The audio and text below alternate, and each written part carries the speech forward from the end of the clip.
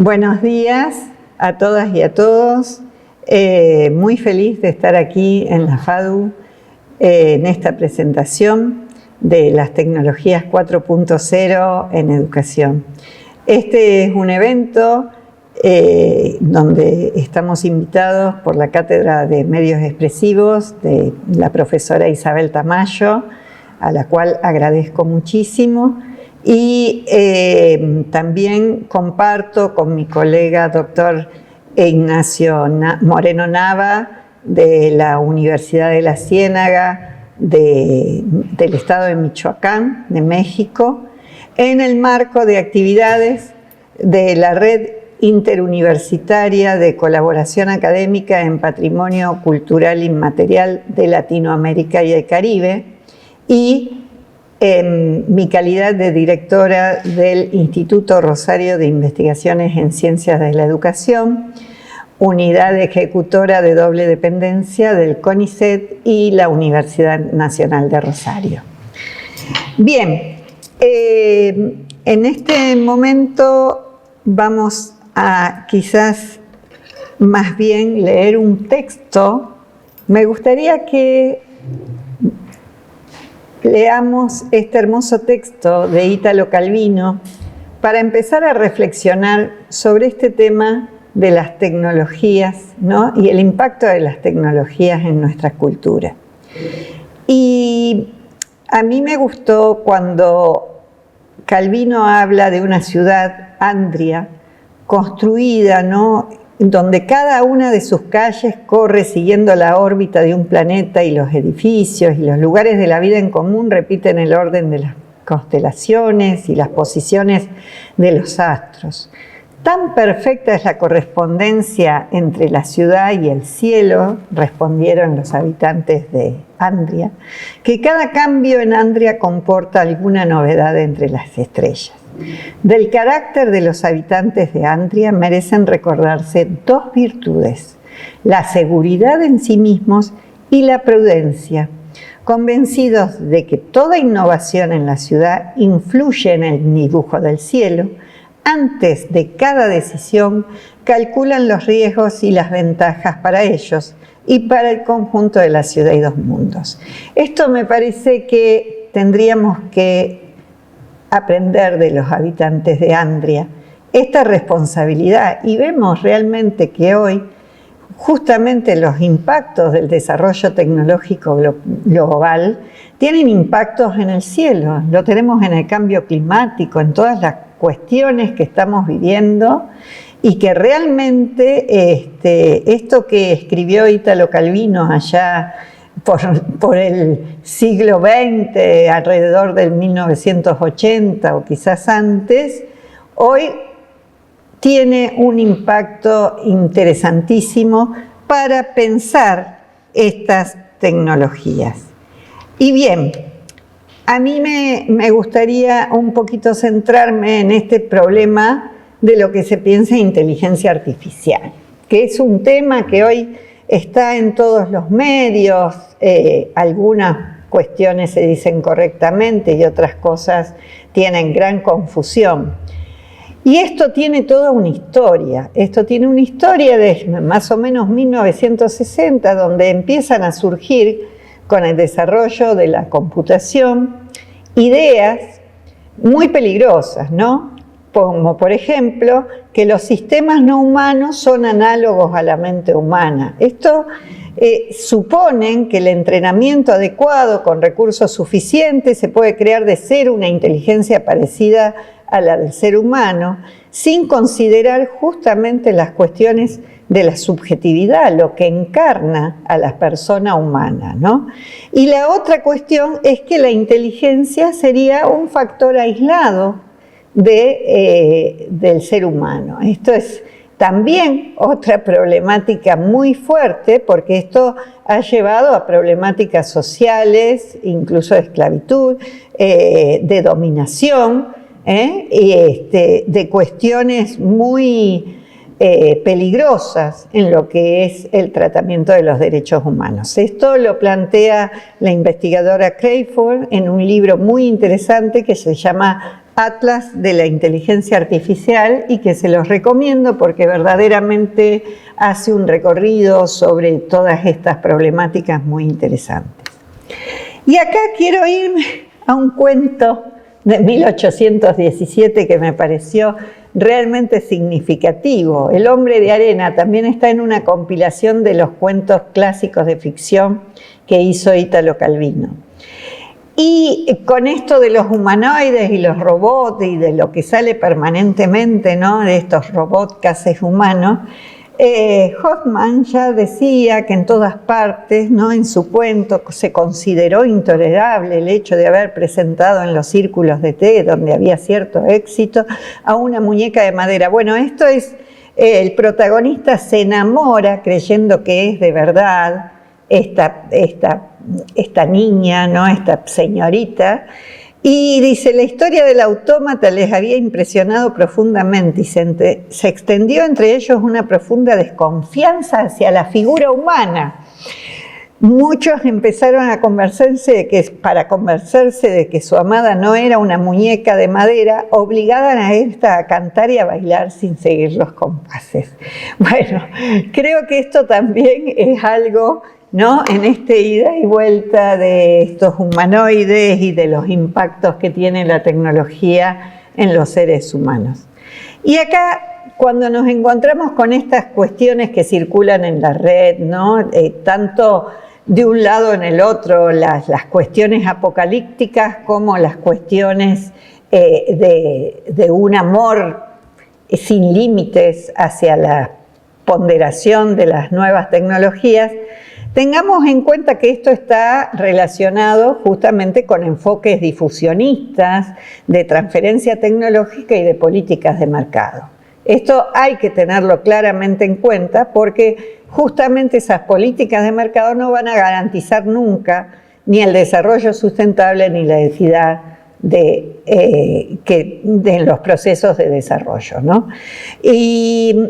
Y esto viene a que, dado un alarmante caso de número de discriminación y otras graves problemáticas, fue que la UNESCO, ustedes lo deben conocer, se pronunció, fue un debate y un proceso muy largo, donde se hicieron las primeras recomendaciones sobre la inteligencia artificial y que Argentina ha convalidado en sus políticas públicas.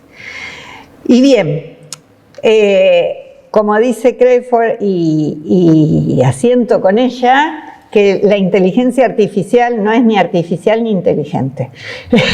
Es un nombre que se ha dado en realidad en el campo informático más duro, se le llama aprendizaje automatizado.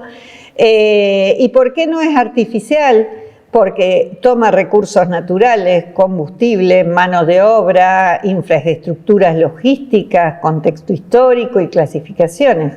Hay un estudio hecho, por ejemplo, y esto es terrible, justamente en Amazon, en Estados Unidos, donde los robots hacen muchísimas cosas, pero hay cosas que hacen los humanos con pesos muy grandes que los robots todavía no pueden resolver, y cuando le preguntaron a los jefes qué hacían por estas personas que las horas de almuerzo se le descuentan, no se les cuenta y solo se le da 15 minutos para ir al baño, dice, no, tenemos robots en las líneas que le dan calmantes para el dolor.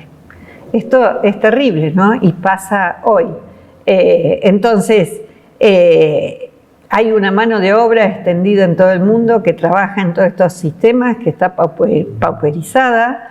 Los sistemas no son autónomos, ni racionales, ni capaces de discernir algo sin un entrenamiento extenso, y ustedes lo saben muy bien. Depende de estructuras y sistemas sociales entendidos. Hay una industria de la extracción globalizada. Me tocó justamente, pude evaluar un proyecto internacional donde las universidades europeas están muy preocupadas, los investigadores, qué pasa con todos los datos que están poniendo en plataformas terciarizadas, porque las universidades han dejado de tener sus propias plataformas y están siendo extraídos porque están en servidores que no están bajo el comando de ellos, y hay unos huecos tremendos en la legislación todavía de Unión Europea sobre la protección de todos esos datos, ¿no? Entonces, esto es un problema mundial que está también en los campos de investigación y académicos impactando fuertemente y dando interrogaciones, y se está tratando de solucionar, pero no son soluciones de corto plazo, ¿no? Esto hay un trabajo por lo menos de 4 años para poder cambiar determinadas legislaciones, sistemas de producción, protección, etc.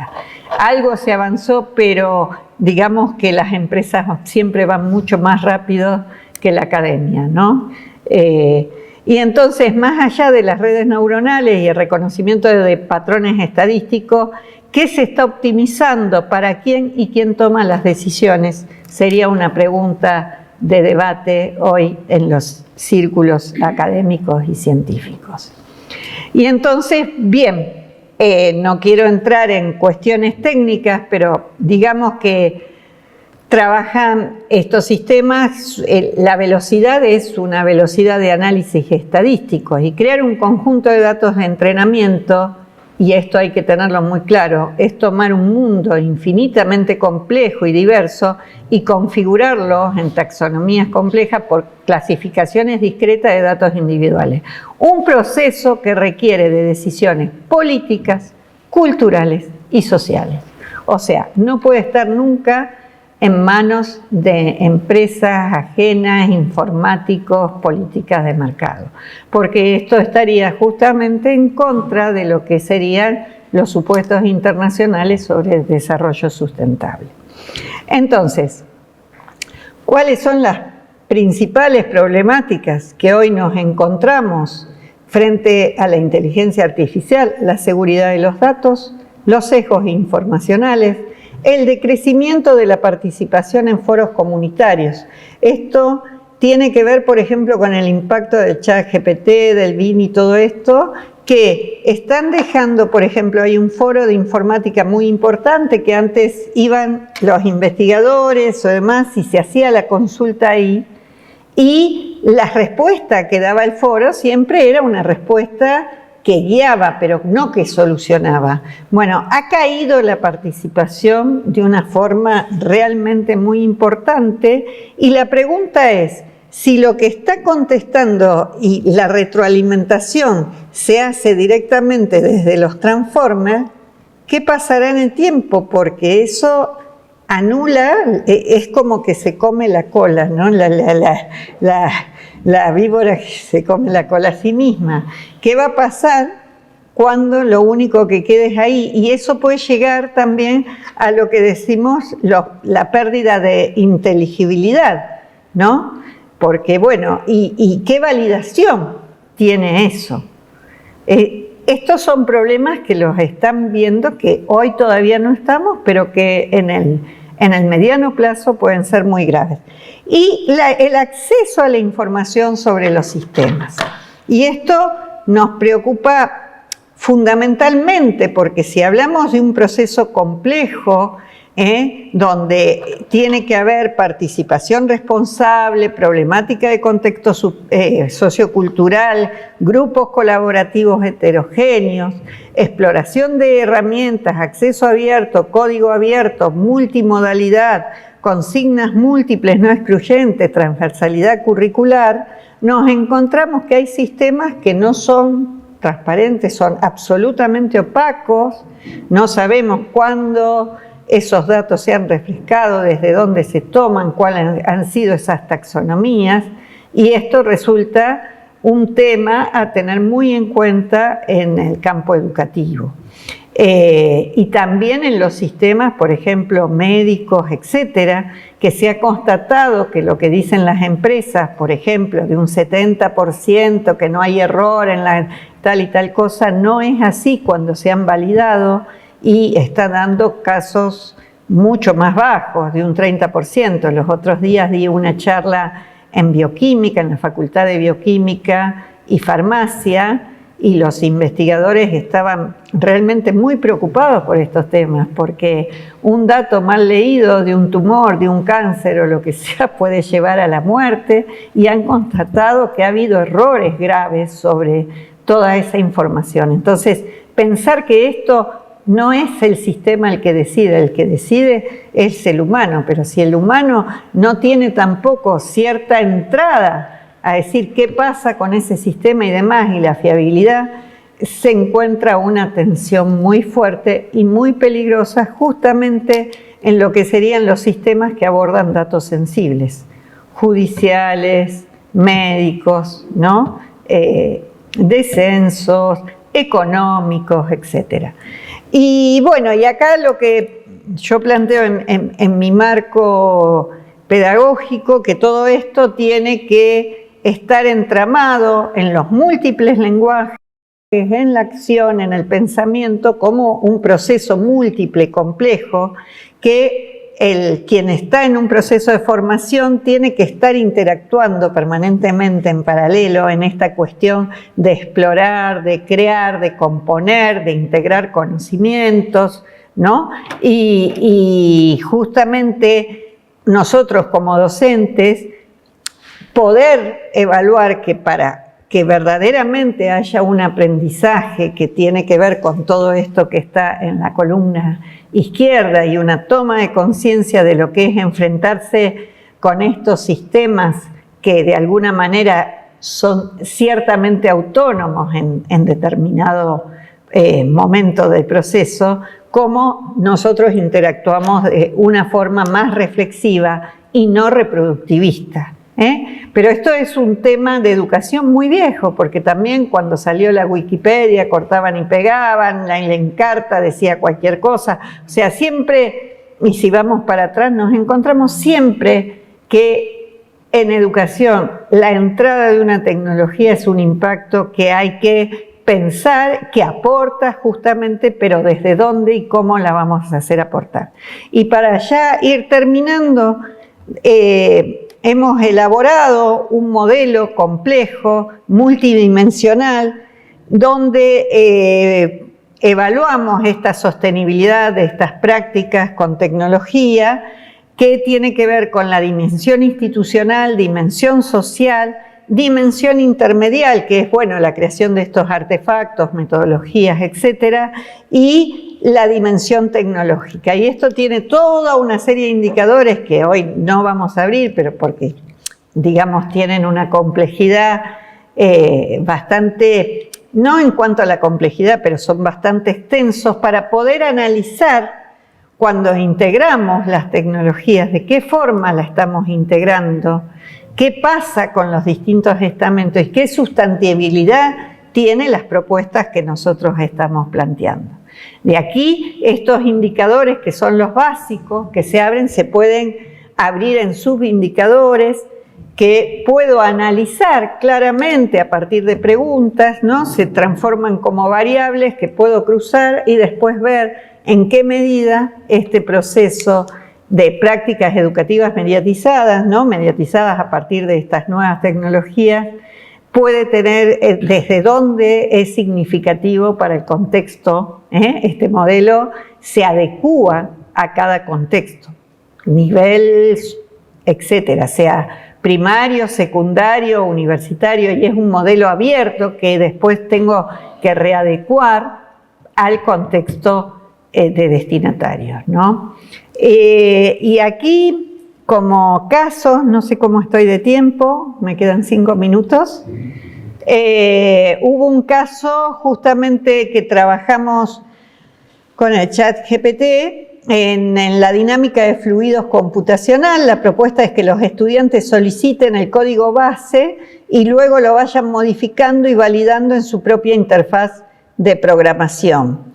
Acá la problemática es que son ingenieros mecánicos, quinto año, vienen de informática, lo que han dado de programación es básico y lo han dado en los primeros años y se pierden un poco en el tiempo y en la actualización. Entonces, el tema era justamente, más bien trabajar en el problema, que bueno, era calcular, no voy a abrir, era el impacto del calor en una pared y qué pasaba con la transmisión del calor adentro, etcétera, etcétera, y cómo desarrollar eso y cómo resolverlo. Y bien, dice, para que los estudiantes pierdan la capacidad, ¿no?, de ver las ecuaciones por sí mismos, fue necesario integrar herramientas en propuestas desafiantes que requieren, ¿no?, la asistencia, pero que las consignas siempre superen a esa asistencia, y un acompañamiento de parte de los docentes, porque aparte por ahí los chicos creen como válido algo que les viene por el chat y que no es tan así. También se hicieron pruebas que en español se equivocaba, hubo una cosa muy grave, uno de los términos de la ecuación lo dio mal, y si no lo veía el docente, los alumnos no veían ese error, ¿no?, como esos errores sutiles que se cuelan, pero que después terminan rompiendo todo, ¿no? Y bien, ahí está la interacción. Cuando se puso todo en inglés, sí fue mejor, y si uno paga, es mejor. Claro. O sea que volvemos de nuevo a este tema de las políticas de mercado. Querés hacer las cosas con, digamos, más científicas, más validadas, pague, señor, y hágalo en inglés. Bien, también tenemos en este momento en el IRICE otro proyecto de investigación de la doctora Carolina Tramalino, investigadora asistente bajo mi dirección, que es la posibilidad de tener herramientas, digamos, armar un dispositivo didáctico y demás para la escritura de papers. Justamente, de nuevo, no que resuelva el paper, sino cuáles son las problemáticas que se encuentran los investigadores, becarios en formación y demás para en la escritura de paper, ir trabajando en esas temáticas y ver de qué manera estas herramientas pueden colaborar. Acá la problemática es que la mayoría de las herramientas en castellano no se encuentran disponibles en acceso abierto y tienen un costo significativo, y estas son las problemáticas que se encuentran los alumnos. Esto sale de toda una investigación que hicimos, preguntas, encuestas y demás con estudiantes de posgrado, con docentes también. Y bueno, pueden organizar, describen, aportan ideas. Estas serían las cuestiones positivas que encontramos con estas herramientas. Hicimos muchísimas pruebas al respecto. Bueno, esto también llevaría mucho tiempo de abrir, pero es nada más comentarle en qué estamos desde nuestro Instituto IRICE trabajando en estas herramientas. Pero los riesgos es solo una pequeña parte de las 6.900 lenguas del mundo, ¿no? No tiene recursos económicos suficientes para implementar las tecnologías estas, y la brecha digital entre quienes acceden cada vez es mayor. Y esta es nuestra preocupación como red interinstitucional en patrimonio cultural, porque la lengua es un patrimonio cultural inmaterial, y la pérdida de la lengua es la pérdida de identidad de los pueblos. Y estamos viendo que estos avances justamente están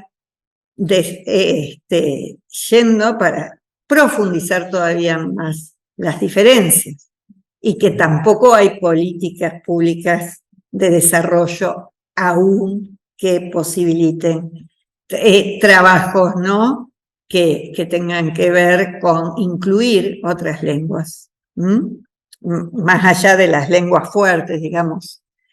Y bueno, y con esto termino poniendo un punto de alerta y decir, por favor, no dejemos de usar, pero usémoslo con criterio, a conciencia, sabiendo los pros y los contras, siempre desde un posicionamiento crítico. Así que muchas gracias.